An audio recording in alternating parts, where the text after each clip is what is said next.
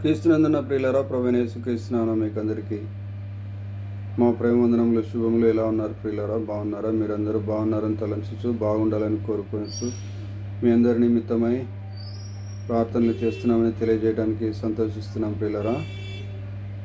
ఈ నూతన సంవత్సరంలో అంతలోకి ఒక దినం గడిచిపోయింది, రెండో దినంలోకి వచ్చేసి ఉన్నాము.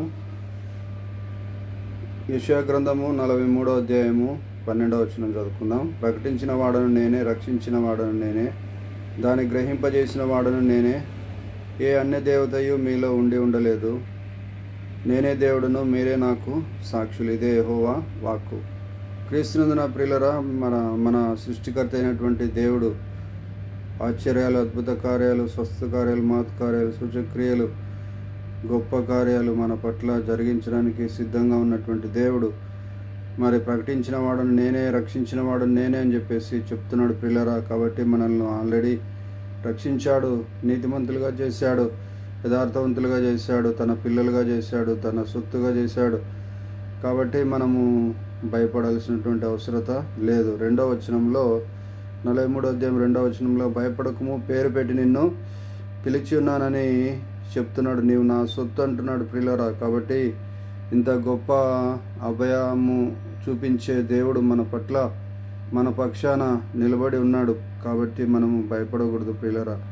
కాబట్టి మనము దేవుని చిత్తాన్ని చేసే వారంగా ఉండాలి, దేవుని ఆనందించే వారంగా ఉండాలి, దేవుని రాజ్యాన్ని కట్టే వారంగా ఉండాలి, దేవుని కొరకు జీవించే వారంగా ఉండాలి, దేవుని మీద తపన కలిగి ఉండాలి, మరి దేవుని సన్నిధానంలో మోకరించే వారంగా ఉండాలి, దేవుని సన్నిధానంలో సహాసం చేసే వారంగా ఉండాలి, దేవునితో కూడా కలిసి మాట్లాడే వారంగా ఉండాలి. దేవుడు మనతో మాట్లాడాలి, మనము దేవునితో మాట్లాడాలి. అప్పుడే సంభాషణ పూర్తి అవుతుంది ప్రియులారా. కాబట్టి మనం అందరం కూడా మరి ఆ ప్రకారంగా దేవునితో సన్నిహితమైనటువంటి సంబంధాన్ని కలిగి ఉండి ప్రార్థనలో మరి మనము మోకరించి మన యొక్క విజ్ఞాపన ధ్వనులు వినిపించే వారంగా మనము ఉండాలని దేవుడు మనల్ని సృష్టించాడు ప్రియులారా. కాబట్టి ఆయనతో సహవాసం చేద్దాం, బైబిల్ చదువుకుందాం, ప్రార్థన చేద్దాం.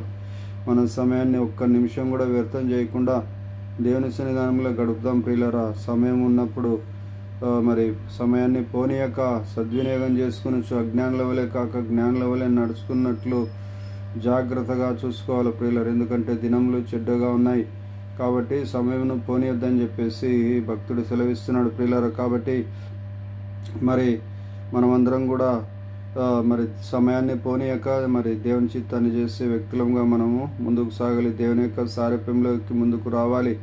దేవుని సారూప్యం మన ఎందు ఏర్పడే వరకు నాకు ప్రసవ వేదన అంటున్నాడు. కాబట్టి అందరి యొక్క సారూప్యము, క్రీస్తు సారూప్యము లోనికి వచ్చినట్లుగా మనం అందరం కూడా ప్రార్థనలో మరి ప్రసవ వేదన పడే వారంగా ఉండాలి ప్రియులారా. అంత గొప్పగా ప్రార్థన చేయాలని దేవుడు కోరుకుంటా ఉన్నాడు ప్రియులారా. కాబట్టి ఆ విధంగా గొప్పగా సహవాసం చేయాలని దేవుడు ఇష్టపడతా ఉన్నాడు.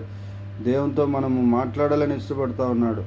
కాబట్టి ప్రియులారా, మరి మనము గమనించినట్లయితే ఎవరైనా నూతనంగా జతపరచబడినటువంటి వధూవరులు మనము ఆలోచన చేసినట్లయితే వారిలో ఎవరో ఒకరు మరి తన భర్తతో కానీ తన భార్యతో కానీ సరిగా మాట్లాడకపోతే ఏమనుకుంటారు? మీరే ఆలోచన చేయండి ప్రియులారా. మరి దేవుడు మనల్ని మరి ఏర్పాటు చేసుకున్నాడు. దేవుడు మనము తనతో సహవాసం చేయాలని, తనతో మాట్లాడాలని మరి ఇష్టపడుతున్నటువంటి దేవుడు. మనం మాట్లాడకపోతే, దేవునితో మాట్లాడకపోతే, మనం వేరే వాళ్ళతో మాట్లాడుతూ కూర్చుంటే, సమయం అంతా వ్యర్థం చేస్తూ కూర్చుంటే, మరి మన పనులు మనం చేసుకుంటూ కూర్చుంటే, స్వార్థపరులుగా మనం జీవిస్తూ ఉంటే దేవుడు ఏమనుకుంటాడో ఒకసారి ఆలోచన చేసి దేవునితో సహవాసం చేయడానికి కొత్త సంవత్సరంలోనైనా మనము ఆలోచన కలిగి ప్రార్థనలో ముందుకు సాగుదాం ప్రియులారా. ప్రార్థన చేద్దాం ప్రియులారా. అనేక మంది ప్రార్థన చేసేవారు ఉన్నారు. మన కోసం ప్రార్థన చేసేవారు అనేక మంది ఉన్నారు. కనుకనే మనం సజీవులుగా ఉంటున్నాం, చక్కగా ఉంటున్నాం, ఆరోగ్యంగా ఉంటున్నాం, క్షేమంగా ఉంటున్నాం, నెమ్మది కలిగి ఉంటున్నాం ప్రియులారా. కాబట్టి మరి వారందరి కొరకు కూడా మనం కూడా ప్రార్థన చేసే వారంగా ఉండాలి. ఒకరి కోసం ఒకరు ప్రార్థన చేయాలి, కానీ ఒకరి మీద ఒకరు దుమ్మెత్తుకొని పోసుకునే వారంగా మనము ఉండకూడదని దేవుడు ఇష్టపడుతున్నాడు ప్రియులారా. కాబట్టి మనుషుల విషయాలు దేవునితో చెప్దాం, దేవుని విషయాలు మనుషులతో చెప్దాం.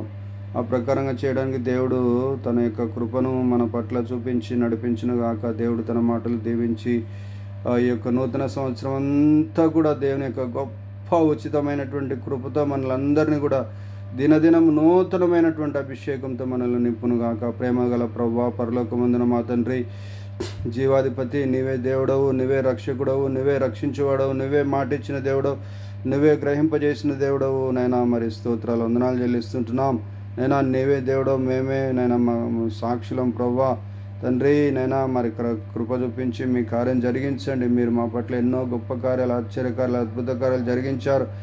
మీతో మాట్లాడడానికి మాకు నేర్పించండి, మీతో సహవాసం చేయడానికి మాకు నేర్పించండి, మీలో ఎదగడానికి సాయం దయచేయండి.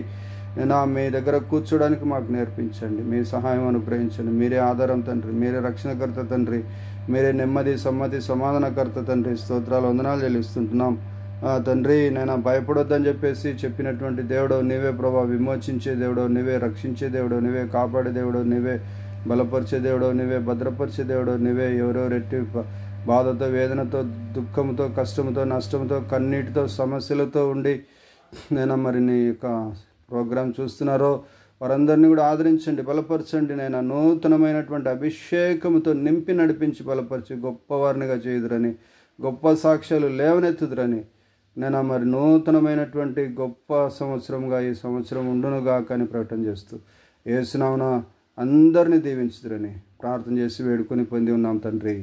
ఆమేన్, amen, amen. Hallelujah. God bless you all abundantly.